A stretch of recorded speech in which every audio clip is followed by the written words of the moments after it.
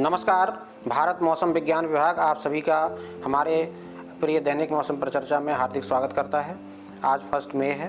1 मई के इस दैनिक मौसम परिचर्चा का मुख्य उद्देश्य पिछले 24 घंटे में मौसम का जो जहाँ बारिश हुई, तापमान कैसे रहे, उसका जिक्र करना है। इसके अलावा आने वाले 5 दिनों में सीवियर वेदर कहाँ रहने वाला, उसका व्याख्यान देना है।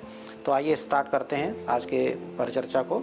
तो अगर जहाँ तक हाइलाइट्स का सवाल है, तो इसमें देखिए हमने आने वाले मुख्य रूप से 3 दिन तक के लिए वेदर के लिए हमने हाइलाइट्स दिए हैं। जो पहला पॉइंट हमने रखा है वो लिखा हुआ है कि जो थंडरस्टॉर्म की एक्टिविटी है वो जैसी चल रही है, काफ़ी moderate to severe thunderstorm activity अभी चल रही है। इसलिए हमने लिखा हुआ है कि enhanced thunderstorm activity over the parts of the country during the period of 1 and 2, that is today and tomorrow.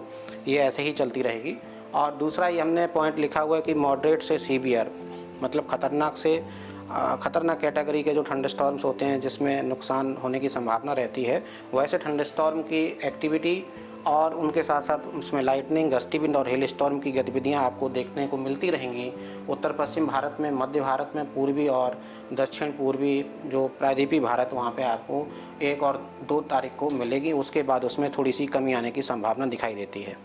कुल मिला के हम तीसरा पॉइंट अगर देखें, वैसे ही हमने लिखा हुआ है कि भारी वर्षा का दौर जो है उत्तर पश्चिम भारत में, खासतौर से जम्मू डिवीज़न, हिमाचल प्रदेश, उत्तराखंड, पंजाब, हरियाणा और पश्चिमी उत्तर प्रदेश में आपको आने वाले 2 दिनों में यानी आज और कल देखने को मिल सकता है और उसके बाद उसमें कमी आने की संभावना है।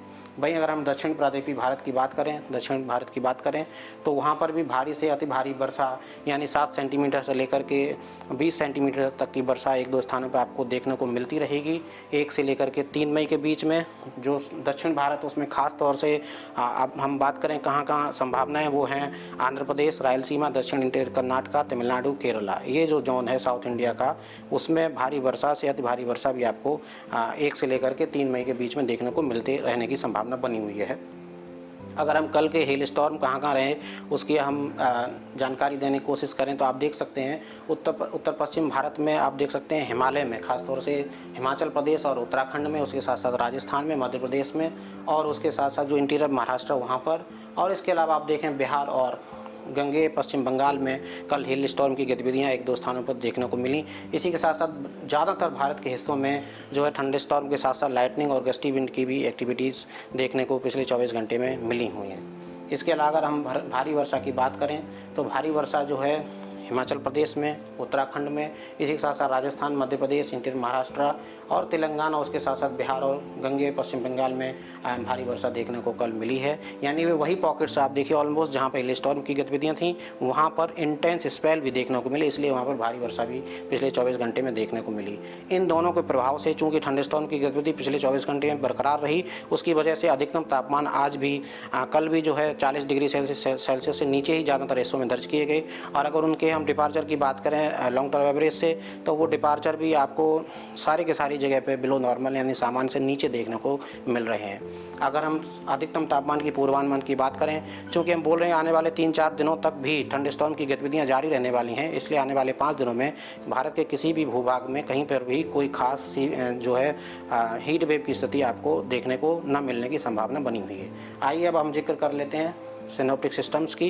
तो आप देख सकते हैं कल हमारा एक पश्चिमी विक्षोभ हमने मध्य पाकिस्तान के आसपास दिया हुआ था एज ए साइक्लोन सर्कुलेशन, वो अभी आगे बढ़ के आपके हरियाणा के आसपास दिखाई दे रहा है। और एक दूसरा पश्चिमी विक्षोभ जो है साइक्लोन सर्कुलेशन के रूप में दक्षिणी पाकिस्तान में देखने को मिल रहा है। उसी के साथ साथ एक इंड्यूस साइक्लोन सर्कुलेशन भी पश्चिमी विक्षोभ से जो एसोसिएटेड होता है वो उत्तरी राजस्थान, उत्तर पश्चिम राजस्थान के आसपास देखने को मिल रहा है।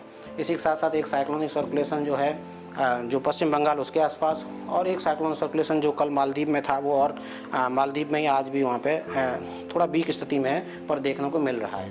इसी के साथ साथ जो डिसकंटिन्यूटी लाइन है, ट्रफ लाइन या डिसकंटिन्यूटी लाइन जिसको बोलते हैं, वो आज पश्चिमी विदर्भ से लेकर के दक्षिण इंटीरियर कर्नाटका तक निम्न क्षोभ मंडल में देखने को मिल रही है। इन सभी सिनॉप्टिक सिस्टम्स की वजह से आने वाले 3 दिनों में, जैसे कि हमने बताया हाईलाइट्स में, आपको वेदर और थंडरस्टॉर्म की एक्टिविटी देखने को मिलती रहेंगी। अब हम दिन के हिसाब से कलर कोडेड वार्निंग की बात करेंगे। देखिए ज़्यादातर हिस्सों में ऑरेंज कलर देखने को मिल रहा है। उत्तर पश्चिम भारत, मध्य पूर्वी और जो दक्षिण पूर्वी तट है आपका दक्षिण प्रायद्वीपीय भारत का, वहाँ पर ऑरेंज कलर दिया गया क्योंकि वहाँ पर thunderstorm, gusty wind, lightning, hello storm, उसके साथ साथ भारी वर्षा भी एक दो स्थानों पर देखने को मिलने की संभावना बनी हुई है। अगर हम जो ऑरेंज कलर है वहाँ पर हेल स्टॉर्म के साथ साथ थंडरस्टॉर्म तो है ही है। जहाँ पर भारी वर्षा अगर उसकी बात करें तो आप देख सकते हैं जम्मू डिवीज़न, हिमाचल प्रदेश, उसके साथ साथ उत्तराखंड, उसके अलावा आप देखिए हरियाणा, पश्चिमी उत्तर प्रदेश, उसके साथ साथ आप देखिए पूर्वोत्तर राज्यों में अरुणाचल प्रदेश, असम, मेघालय, सिक्किम। अगर हम उड़ीसा को देखें, उड़ीसा में भी भारी वर्षा हमने दे रखी है। तेलंगाना, आंध्र प्रदेश, रायलसीमा, उसी के साथ साथ दक्षिण कर्नाटक, तमिलनाडु और केरला, यहाँ पर भारी वर्षा का दौर देखने को मिल सकता है। वहीं अगर हम फिशरमैन वार्निंग की बात करें तो हमने फिशरमैन वार्निंग देखी लक्षद्वीप और के साथ साथ कॉमन एरिया, मालदीव्स एरिया, वहाँ पर स्क्वाली वेदर रहने की संभावना है। इसी के साथ साथ आप देखिए यहाँ पर भी जो उत्तरी आंध्र प्रदेश का तट है वहाँ पर भी स्क्वाली वेदर के साथ साथ 40 से 50 किलोमीटर प्रति घंटा की हवाएं देखने को मिल सकती हैं। इसलिए वहाँ पर फिशरमैन के लिए आज चेतावनी जारी की गई है।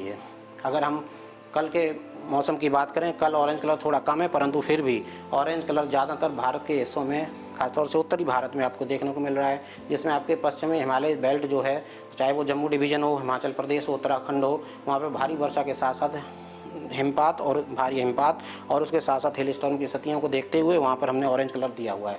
वहीं अगर हम उत्तर पश्चिम भारत के मैदानी इलाकों की बात करें, जिसमें आपका पंजाब है, पंजाब में भारी वर्षा की संभावना है, उसके साथ साथ हेल स्टॉर्म और तेज़ हवाएं 50 से 60 किलोमीटर प्रति घंटा की हवाएं भी देखने को मिल सकती हैं। वहीं अगर हरियाणा, उत्तर प्रदेश और पूर्वी मध्य प्रदेश, छत्तीसगढ़, झारखंड, उड़ीसा, उसके साथ साथ तेलंगाना और मराठवाड़ा, इन सब रीजन में भी ऑरेंज कलर दिया है। यानी कि यहाँ पर जो मौसम की गतिविधियाँ थंडरस्टॉर्म के खासतौर से देखने को मिलती रहेंगी। अगर हम भारी वर्षा की बात करें, उत्तर पश्चिम भारत की हमने पहले ही बता दी। इसी के साथ साथ आप देखें पूर्वोत्तर राज्यों में तो आप देख सकते हैं अरुणाचल प्रदेश, असम, मेघालय, उसके साथ साथ सिक्किम में भी भारी वर्षा का दौर जारी रहने की संभावना 2 तारीख को भी बनी हुई है। वहीं इसके साथ साथ दक्षिण प्रायद्वीपीय भारत में तेलंगाना, आंध्र प्रदेश के साथ साथ दक्षिण कर्नाटक, तमिलनाडु और केरला में भी भारी वर्षा का दौर जारी रहने की संभावना है 2 तारीख को भी।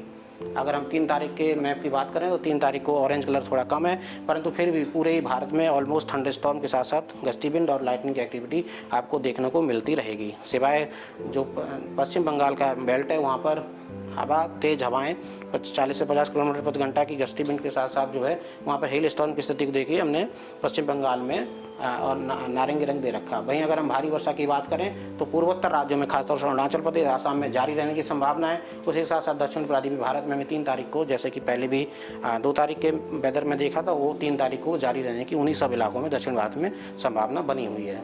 वहीं अगर हम 4 तारीख की बात करें, 4 तारीख को हमने अभी फिलहाल कहीं पर भी नारंगी रंग नहीं दिया है। यानी कि जैसा कि हमने हाइलाइट्स में बताया था, 4 तारीख से ये गतिविधि में थोड़ी सी इंटेंसिटी में कमी आने की संभावना है, परंतु लाइट टू मॉडरेट थंडरस्टॉर्म की गतिविधि आपको भारत के ज़्यादातर हिस्सों में 4 तारीख को भी देखने को मिलती रहेगी।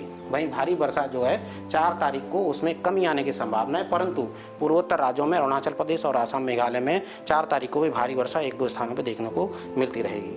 वहीं अगर हम 5 तारीख के मैप की बात करें, वैसा ही मैप है, ज़्यादा इंटेंसिटी नहीं है, परंतु थंडरस्टॉर्म की गतिविधि में कमी तो आएगी, परंतु हल्के से मध्यम स्तर के थंडरस्टॉर्म और इसके अलावा लाइटनिंग की गतिविधि आपको 1-2 स्थानों पर खासतौर से उत्तर पश्चिम भारत, मध्य भारत और उससे सटा हुआ जो उत्तरी पेनिनसुलर भारत है वहाँ पर ये स्थिति आपको देखने को 5 तारीख को भी मिलती रहेगी। 5 तारीख में कहीं पर भी कोई खास भारी वर्षा की चेतावनी जारी नहीं की गई। कुल मिला के जो हमने हाईलाइट्स थे वही है कि आने वाले 3 दिनों तक मॉडरेट टू सीवियर थंडरस्टॉर्म के साथ साथ लाइटनिंग की एक्टिविटी और भारी वर्षा का दौर भारत के विभिन्न भागों में जैसा जिक्र किया देखने को मिलता रहेगा।